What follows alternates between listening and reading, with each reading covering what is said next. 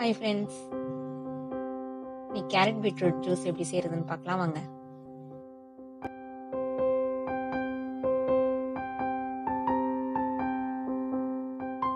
நான் பெருச்சம்பழம் 5 ஆல்ரெடி தண்ணியில் ஊற வச்சிருக்கேன்.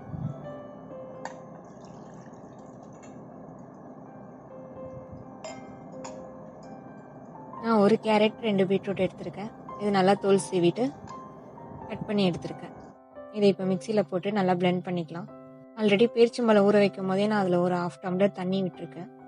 அதனால நான் ஃபஸ்ட் டைம் பிளெண்ட் பண்ணும்போது நான் தண்ணி விடலை.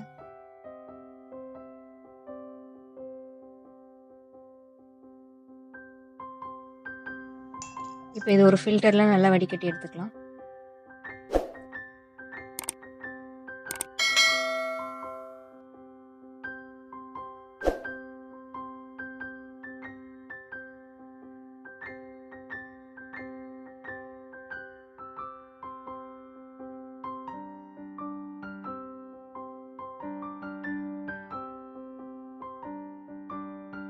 இப்போ செகண்ட் டைம் இதில் ஒரு 1/2 டம்ளர் தண்ணி விட்டு நல்லா பிளெண்ட் பண்ணிக்கோங்க.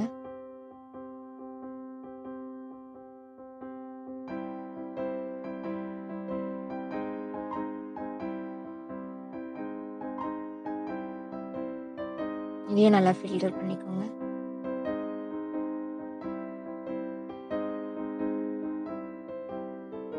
இது உங்களுக்கு ஃபில்டர் பண்ண வேண்டாம்னா நீங்கள் இது ஒரே டைமில் கூட நல்லா நைஸாக அரைச்சி எடுத்துக்கலாம்.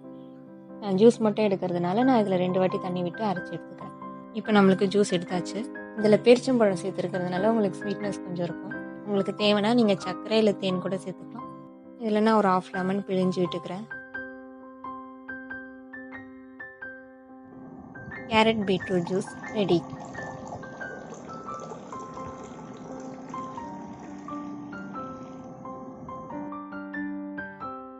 நீங்கள் இதில் அரைச்சி எடுத்த வேஸ்ட்டை வந்து நீங்கள் ஐஸ் க்யூப் கூட போட்டு ஃபேஸ் மசாஜ் பண்ணிக்கலாம்.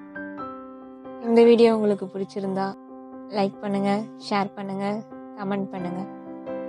மறக்காமல் சப்ஸ்கிரைப் பண்ணுங்கள். பக்கத்தில் இருக்கிற பெல் ஐக்கானை கிளிக் பண்ணிக்கோங்க.